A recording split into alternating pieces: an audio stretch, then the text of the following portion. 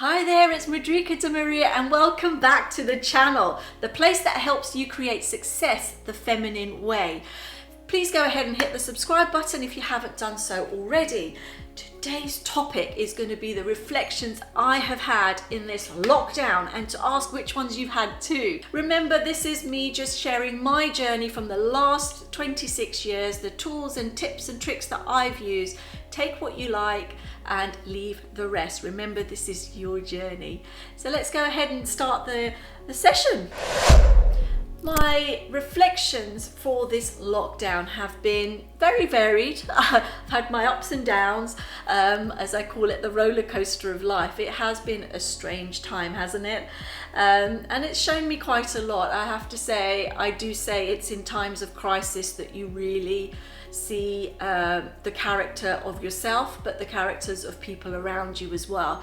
And I think that's been very interesting for me as well. One of the things that I've really seen is the power of my beliefs. You know, what beliefs have I had over the last few years that have served me in this time? And one of the biggest ones was that we're going to get through this, and there's always a silver lining. Something good will come out of this for me, for my loved ones, for my business. Yes, it's going to be a challenging time, but there's always something that if you see the good in things, sometimes not the good in the crisis, but the good things in your life, you'll actually focus on that and really see that. So one of my biggest beliefs was, we're going to get through this. That was my message to my team, to my family, to my friends. It was, we're going to get through this.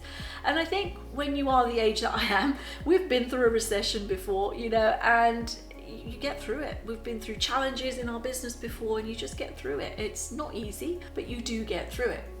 It's going to be hard, but it will be what it is, you know. Sometimes you kind of go, it is what it is. How do we move on from it? And what are the actions that I can take in this time, which was something I also did as well. And also that it's not going to conquer me, you know. What can I do to make sure it doesn't? So those were sort of some of the beliefs that came up for me. You know, I do have a little reflection of what beliefs came up for you. It would be really good to do a little exercise because, you know, success is not a spectator sport. You do have to do some work. So feel free at the end of this video or now as we're speaking, just to write down some of the beliefs that might have come up for you as well. And some could be really positive, some could be really negative. So some of the things that came up for me in my beliefs, which weren't so great, was the need to be around people. I love being around people. I'm a real social person. I see my friends and family a lot. I love to be around lots of people. And that kind of comes down to my Indian culture.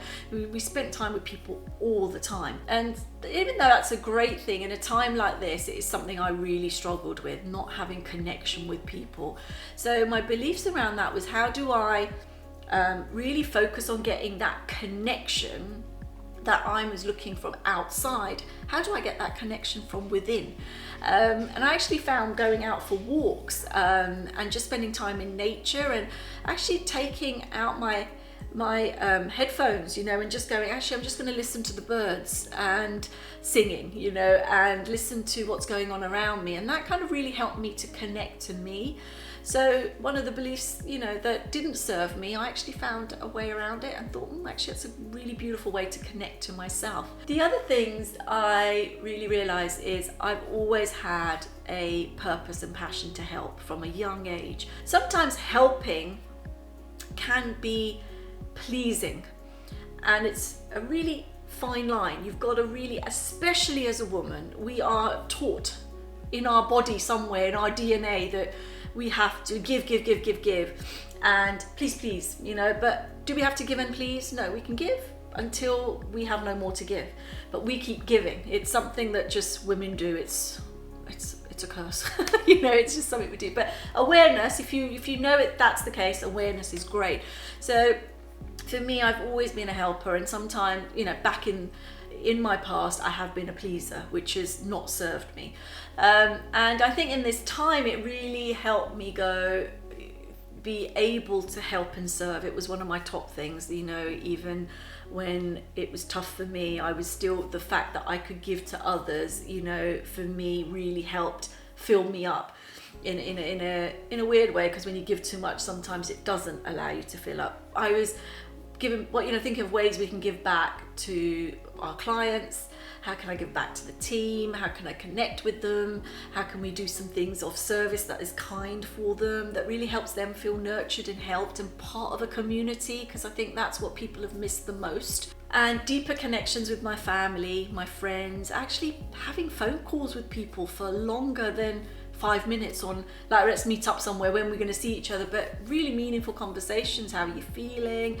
How's it going? And I know when I was a teenager, I'd spend hours on the phone talking to people, but we've got into such a world of texting now, and just, we have to go out to meet and things like that. But it was a beautiful thing connecting with people as well, and my family. I've got family scattered all over the place, Lanzarote, India, and just making sure I connected with them. And I'm not proud of it, but I realized how little I did connect with them, so it's a beautiful thing to be able to connect to them and see how they're doing. And different rules in the different countries. I know in Lanzarote it was so strict, in India it's so strict.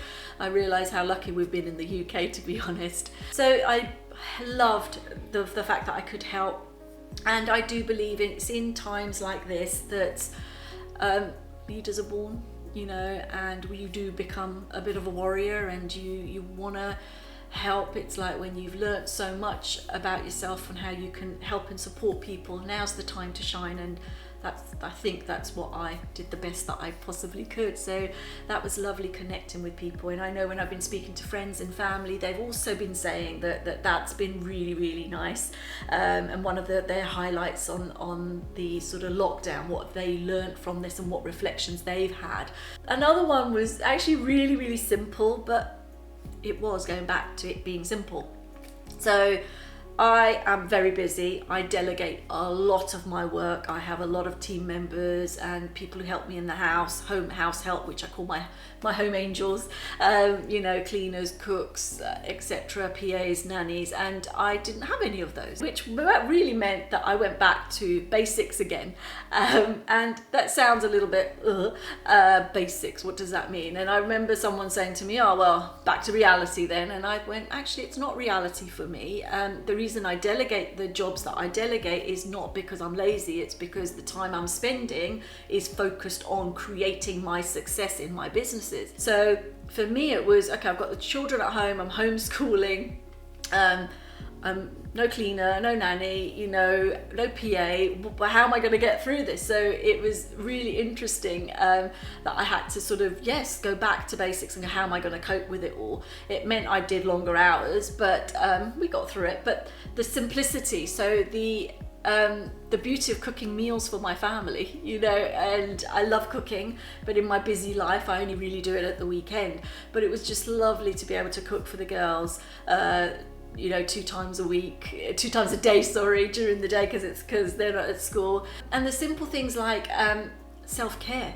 So there's self-care, so much talk about self-care, but I have my treatments done, beauty treatments done all the time, regularly. I have people come to the house because I don't want to be traveling and waste my time traveling. And I work when I'm having some of my treatments done. But in the lockdown, I've had to do my own treatments. Now, I am a beauty therapist from about 20 years ago, so I do have a skill, but you forget it. If you don't use it, you lose it. And I think what was interesting for me was kind of going, okay, I need to do my own hair, I need to do all my own treatments, and I kept up with that. And what I found lovely is the connection to myself. When you have it done, you're either doing something, you're talking, you're listening to something, you're not connecting to yourself. And I actually found doing those treatments for myself and doing my own beauty regime allowed me to really have some self-care, but connection to myself, doing it for myself. It just felt so much more special. So I think that was a nice little real learning of self-care, really taking it on board as self-care, and doing it for yourself. And it also reminded me of the times when I was younger and used to do all those things. It was a Sunday thing to do, a nice facial, get your hair washed, a nice body scrub, etc. So yeah, it was lovely. I have to say also, like the simple things like sitting in the garden, playing with the girls, just having a cup of tea outside. Now I do that the weekends, but not as freely, taking some of my phone calls, doing some of my coaching coaching calls out in the garden, and you can hear the sounds of nature. That was absolutely gorgeous. My biggest blessing has been, and my biggest gift in the lockdown has been my girls.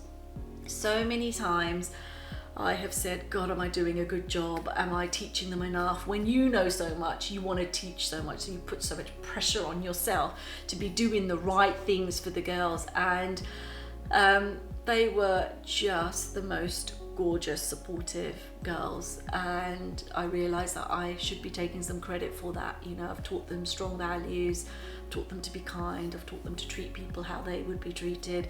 Sometimes they'd wake up and I'd be by my desk, they'd go to bed, I'd be back at my desk because I wanted to spend the time that I was having with them during the day, and they'd send me little notes and put little post-it notes and saying, Mummy, we're so proud of you, you work so hard, thank you for everything you do. I'd get cards, I got breakfast in bed one morning, I might get cups of tea, and it just was a validation to me that I've done a good job with them, which was very rewarding. So in this lockdown, I have to say that's my biggest gift that I've had. What I also have been very grateful for is surrounding myself with really good people. That when you are going through a bit of a time, that they can really support you through that and give you really proactive and positive vibes, but also help you get through it, kind of go, look, do you remember that time? And so yeah, I think it's a really beautiful thing when you've got a great supportive environment, and I really found that through this lockdown, that the people who really supported me. On the other side, I did have people who didn't, and they were just doing the best they could, and I absolutely understand that. But for me, I now realize the people I can really rely on a bit more, so it taught me a bit about my surroundings as well. So just to recap my reflections, but I'd love you to go away and really look at, what were your reflections? Did you have some of the same ones that I did? And how can you use those going forward in the future? That you can kind of go, actually, did that serve me? Did that not? Would I like to change it? Would I like to sort of take this time to reflect and go, actually, I'd like to do more of that. I know I'd love to do more of my own treatments and go for walks and connect to myself, so I'm not needing it from externally. So let's recap. My reflections were the amazing beliefs that I have that support me, the amazing people I have around me that support me, my passion and purpose. What is my passion and purpose? That really came out, wanting to help people, wanting to support people, wanting to empower people. What is it for you guys?